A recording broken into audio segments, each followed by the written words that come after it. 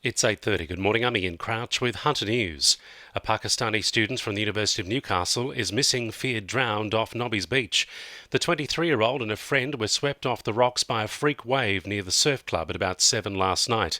Chief Inspector Murray Lundberg says bystanders managed to pull one of the men to safety. However, the second man could not be located. Officers from the Newcastle City Local Area Command, the Water Police, Westpac Rescue Helicopter and Surf Lifesavers commenced searching for the man. However, due to the hazardous conditions, the search was suspended about 9:40pm. The search has resumed this morning with the assistance of Volunteer Marine Rescue and Newcastle City Council aquatic coordinators. A teenager remains in a critical condition at the John Hunter Hospital after a crash at Cessnock. The 18-year-old was driving along Mount View Road just before 1 yesterday afternoon when his car left the road and hit a tree. He was trapped in the car for an hour before being freed and airlifted to hospital, suffering multiple injuries. The development of the Bundera estate at Bullaroo has come to a halt after a dispute between Pasminco, the site developer, and Lake Macquarie Council over who's responsible for drainage. Lake Macquarie MP Greg Piper will meet with the council to discuss ways of getting residents to access the block of land they've purchased to be able to start building their homes. He says the issue might not be resolved for months. That will be in the hands of ultimately the court, assuming that neither of the two parties backs away from their positions. And my understanding is that that could be hopefully sometime in May, but we really don't know when it will be resolved. It's been revealed children as young as 18 months old are being treated at the John Hunter Hospital for obesity. The Herald reports the hospital's childhood obesity services are being inundated due to growing demand, with some families forced to wait 6 months. Experts say childhood obesity is becoming such a serious issue, an entire generation of children could end up having shorter lifespans than their parents.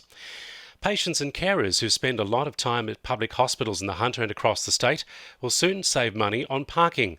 Further concessions will be offered to those who spend multiple days in hospital each week. It's in response to a campaign launched by a 14-year-old boy whose family spent $10,000 on hospital parking while he was ill.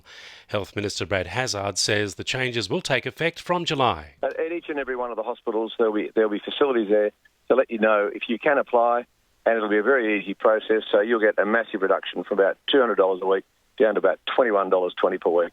While maintenance work takes place on the Hexham Bridge over the next 3 days, changed traffic conditions will be in place.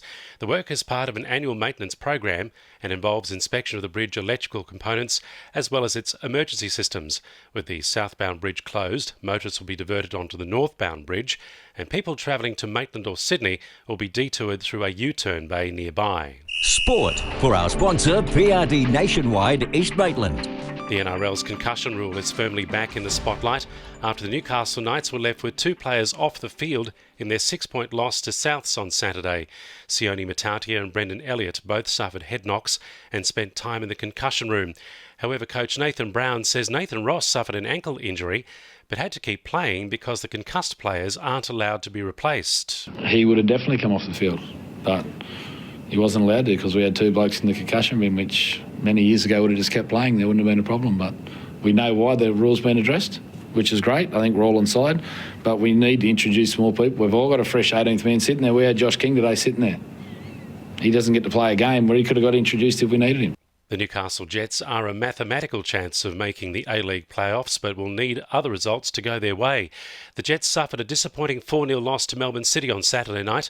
Stand-in coach Clayton Zane says winning 3 out of their 4 remaining matches will be a tough ask. It's getting harder and harder, and the boys know that, and they're totally disappointed. But I was the one on the bench, and I still felt it. 2-0. We needed to have a crack still. We were open and we got picked off. And rain has washed out the Newcastle District Cricket semi-finals, meaning 2 top sides, Belmont and Hamilton Wickham, progress to this week's decider.